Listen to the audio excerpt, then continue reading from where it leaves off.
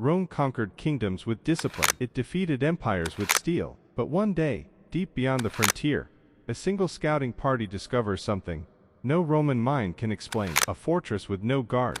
Weapons that roar like thunder. Lights that burn without fire. Machines that move without horses. And for the first time in its history, Rome doesn't conquer the unknown. The unknown conquers Rome. History tells us the Roman Empire fell because of politics, invasions, economic decline, and time. But history only tells the version that actually happened. Imagine another. The year is around 117 AD. The Roman Empire stands at its greatest extent under Emperor Trajan. Roads stretch across continents. Legions patrol from Britain to Mesopotamia. Rome believes it has seen every civilization worth conquering. Then, somewhere beyond the empire's eastern frontier, a patrol disappears. Not in battle, not in a storm. They simply never return. A second patrol is sent. Then a third. When survivors finally stagger back into Roman territory, they don't speak of barbarians. They speak of a mountain that hums. Walls smoother than polished marble. Doors that open by themselves. And stars trapped inside glass. Most commanders dismiss the stories as fear or madness. But curiosity is one of Rome's greatest strengths. A full legion is dispatched. As they crest a rocky ridge,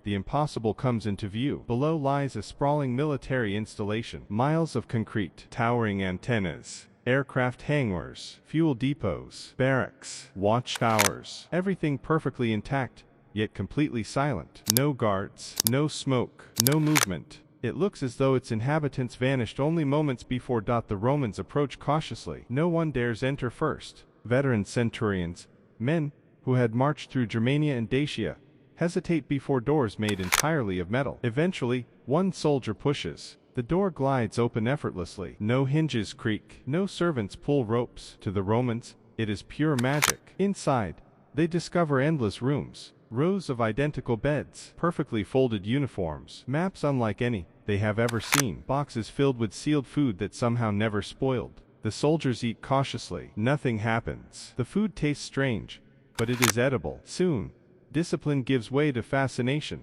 Every room reveals another miracle. Electric lights banish darkness without flame. Mirrors reflect with impossible clarity. Glass covers strange devices filled with tiny symbols. Some legionaries kneel, convinced they have entered a temple built by gods. Others whisper that this must be the workshop of Vulcan himself. But then something changes. One curious soldier presses a switch. The lights come alive. Across the entire base, generators awaken. Ventilation systems begin to roar. Alarms echo through empty corridors. The Romans freeze. No enemy appears. Only sound. Only invisible power. Panic spreads faster than any battlefield charge. Some flee outside. Others fall to their knees in prayer. Their understanding of reality has just shattered. Yet Rome is nothing if not adaptable. Engineers arrive. Architects arrive. Scholars arrive. Within weeks, the emperor himself orders the entire complex secured. No one is allowed to remove anything without permission. Rome begins studying the fortress. Very little makes sense. They understand buildings. They understand organization. But electricity, computers, jet fuel, composite armor, these concepts have no place in Roman science. To them,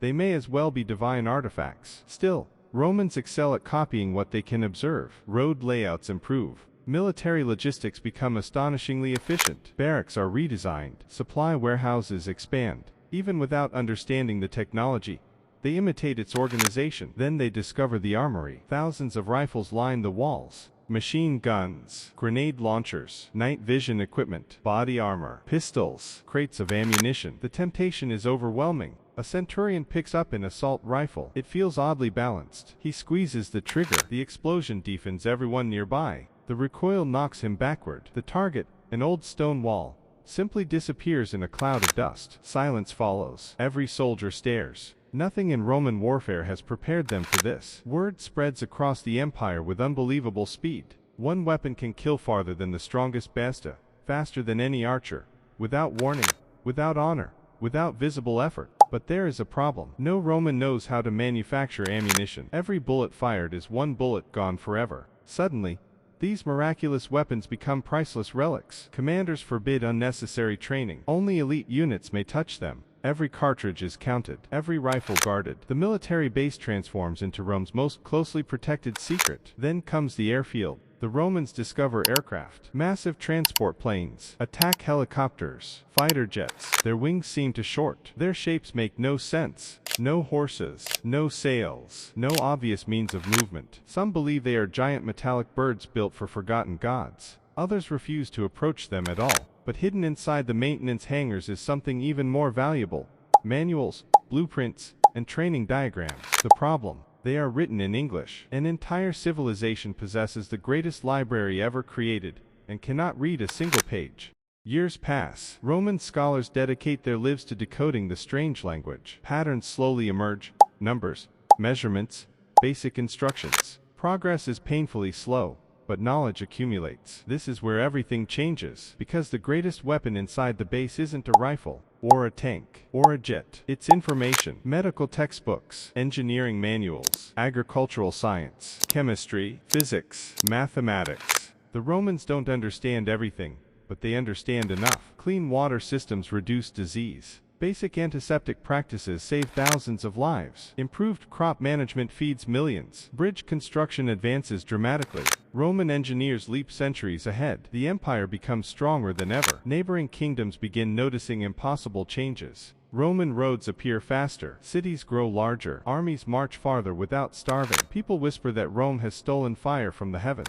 Religious leaders struggle to explain the miracles. Some proclaim divine favor. Others warn that forbidden knowledge always demands a price. And perhaps they're right, because the base slowly begins to die. Fuel expires. Batteries fail. Electronics corrode. Computers become lifeless black screens. Vehicles sit motionless beneath layers of dust. Without factories, replacement parts, or global supply chains, modern technology cannot survive indefinitely. The Romans can preserve the buildings. They can imitate the organization, but they cannot sustain the machines. Within decades, the rifles fall silent. The generators stop forever. The last electric light flickers out. The miracle fades. Yet its influence never disappears. Rome no longer thinks like an ancient civilization. It has seen proof that humanity can build impossible things, that knowledge exists beyond imagination, that the limits of today are not the limits of tomorrow. Even after every machine fails, the idea survives. And ideas outlive empires. Perhaps that is the greatest power hidden inside the abandoned base. Not its weapons, not its aircraft, not its technology, but the realization that civilization itself has no ceiling except the one people believe exists. Because once you've seen the future, you can never truly return to the past. Empires aren't remembered for the weapons they wield. They're remembered for the ideas they leave behind. And sometimes, the most powerful weapon in history is simply proof that the impossible can one day become ordinary.